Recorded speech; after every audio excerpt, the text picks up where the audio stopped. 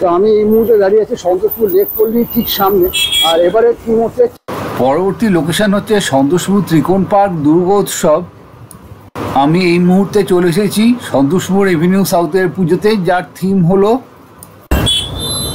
তোমরা যদি গড়িয়ার দিক থেকে আসো, গড়িয়ার দিক থেকে এলে ওইখান দিয়ে আস।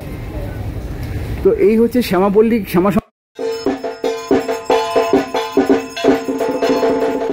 নমস্কার দর্শক বন্ধুরা, কেমন আছো তোমরা সবাই? আশা করছি সবাই খুব ভালো আছে, সুস্থ আছে।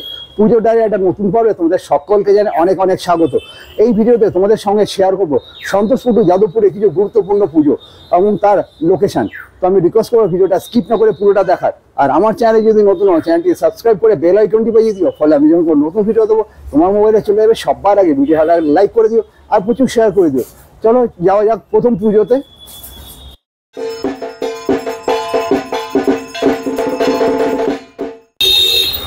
তো আমি এই মুহূর্তে দাঁড়িয়ে আছি সন্তোষপুর লেক পল্লীর ঠিক সামনে। আর এবারে থিম হচ্ছে চালচিত্র সৃজনে শ্রী অভিজিৎ ঘটক। তোমরা যদি আসো অজয়নগর থেকে যদি এলে তোমরা কিন্তু আসবে ঠিক ওই দিক থেকে। ওই দিক থেকে এসে ঠিক নামবে এই লেকের যে শিব মন্দির, এখান থেকে একটু এগিয়ে গেলে কিন্তু তোমরা চলে যাবে এই পুজোটায়। আর তোমরা যদি যাদবপুর স্টেশন থেকে আসো তাহলে কিন্তু তোমরা আসবে ঠিক ওই দিক থেকে। চলো এগিয়ে যাওয়া একটুখানি দেখিয়ে দিই তোমাদের প্যান্ডেলের কাজ নিয়ে পরে তোমাদের সঙ্গে শেয়ার করবো। তো তোমরা দেখতে পাচ্ছ সামনে যে কালো কাপড় দিয়ে ঢাকা আছে, ওইখানে কিন্তু তৈরি হচ্ছে প্যান্ডেলটা। কিন্তু এখন ভেতরে যেহেতু যাওয়া যাবে না, আমি তোমাদের সঙ্গে প্যান্ডেল মেকিংটা পরে শেয়ার করবো। চলো যাওয়া যাক নেক্সট লোকেশনে।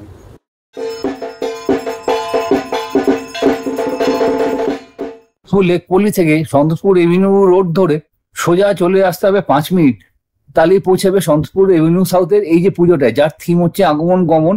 এবং সৃজনে রয়েছে সনাতন, সুমি, শুভদীপ, তৃষা, সুমন এবং গৌতম। ওই যে রাস্তাটা দেখছো, রাস্তা ধরে সোজা একটু এগিয়ে বাঁদিকে ঘুরে পৌঁছে যাবে পুজো প্যান্ডেলে। রাস্তাটা দেখছো, এই রাস্তাটা হচ্ছে সন্তোষপুর এভিনিউ রোড। এই যে রাস্তাটা সোজা এসে এইদিকে বাঁদিকে ঘুরলেই পৌঁছে যাবে সন্তোষপুর এভিনিউ সাউথের পুজোটায়।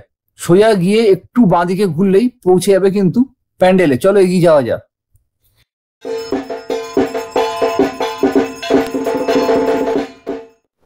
সন্তোষপুর এভিনিউ সাউথের পুজো দেখে সোজা 2 মিনিট হেঁটেই পৌঁছে যাবে সন্তোষপুর ত্রিকোণ পার্ক দুর্গোৎসবের প্যান্ডেলে, যার এবারের থিম হচ্ছে উদযাপন।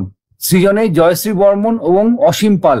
তোমরা যদি যাদবপুর থেকে আসো ওই দিক থেকে আসবে, এবং তোমরা যদি লেক পল্লী থেকে বা সন্তোষপুর এভিনিউ সাউথ থেকে আসো ওই দিক থেকে এসে ঠিক যে রাস্তাটা বাঁদিকে ঘুরে গেল, এই যে রাস্তাটা গাড়িটা ঢুকে গেল, ওই দিকে চলে গেলেই পৌঁছে যাবে কিন্তু এই যে প্যান্ডেলটা, যার থিম হচ্ছে উদযাপন। চলো একটু বাইরে দিয়ে তোমাদের দেখাই। এই যে দেখছো প্যান্ডেলটা আমি তোমাদের ভেতর থেকে মেকিং দেখাতে পারবো না, কারণ ক্লাব কর্তৃপক্ষের মানা আছে। তো এই যে দেখছো প্যান্ডেল, সেটার ভেতরটা কিন্তু তৈরি হচ্ছে ইট বা সিমেন্ট এবং লোহার সাহায্যে। এই যে দেখছো টিন দিয়ে জায়গাটা ঘিরে রেখেছে। ওই দিক থেকে আসতে হবে তোমাদের, সোজা এসে একটু ডান দিকে ঘুরলেই কিন্তু পৌঁছে যাবে এই যে প্যান্ডেলটা দেখছো এর ভেতরে।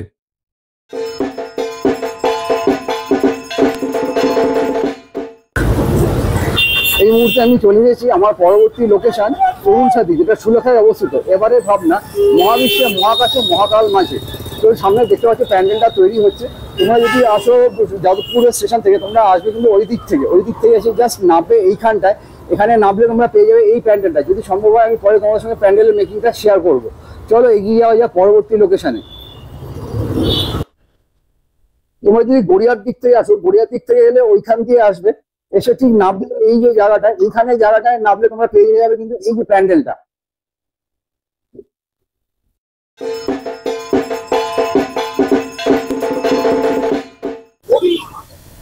আমার পরবর্তী লোকেশন হচ্ছে শ্যামাপল্লী শ্যামা সংঘ।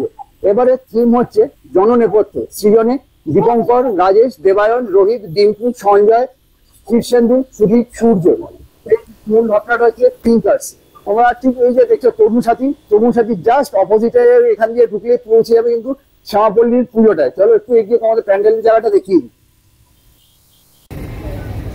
তো এই হচ্ছে শ্যামাপল্লী শ্যামা সংঘ ক্লাব। এই ক্লাবটাকে বাঁ হাতে রেখে ঠিক যে সামনে যে জায়গাটা দেখছো এই যে প্যান্ডেল হচ্ছে, এটাই হচ্ছে শ্যামাপল্লীর যে মেইন পুজোটা, জননেপথ্যে যার থিম। এখানে কিন্তু প্যান্ডেলটা তৈরি হচ্ছে।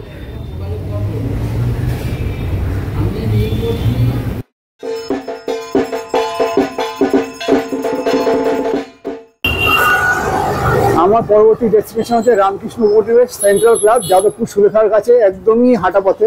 তরুণ সাথী থেকে তোমরা আসবে ও দেখে পুজোটা, জাস্ট এইখানে এসে দেখতে পাবে বিবেকানন্দ বিদ্যাপীঠ ফর গার্লস যে গলিটা, এই গলিটা দিয়ে সোজা ঢুকে যেতে হবে, তোমরা পৌঁছে যাবে সেন্ট্রাল ক্লাবে।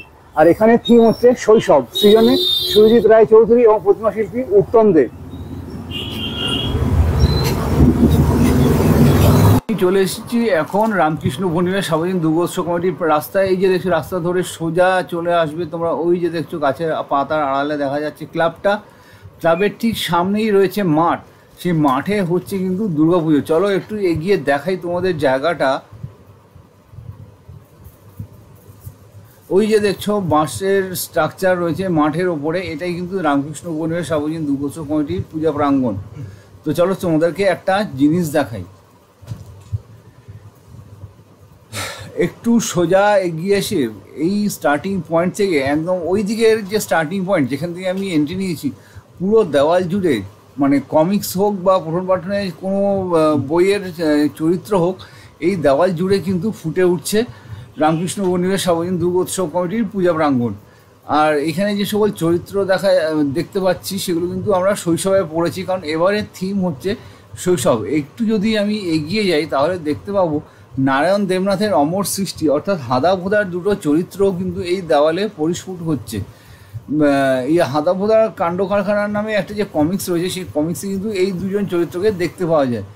এখানে দেখতে পাচ্ছি একজন শিল্পী তার পেন্সিলের সাহায্যে ছবিগুলো আঁকছে এবং পরে এর উপরে রং তুলির সাহায্যে যে সকল চরিত্রগুলো এখানে আঁকা হচ্ছে সেই চরিত্রগুলো কিন্তু ফুটে উঠবে এই দেওয়ালগুলোতে।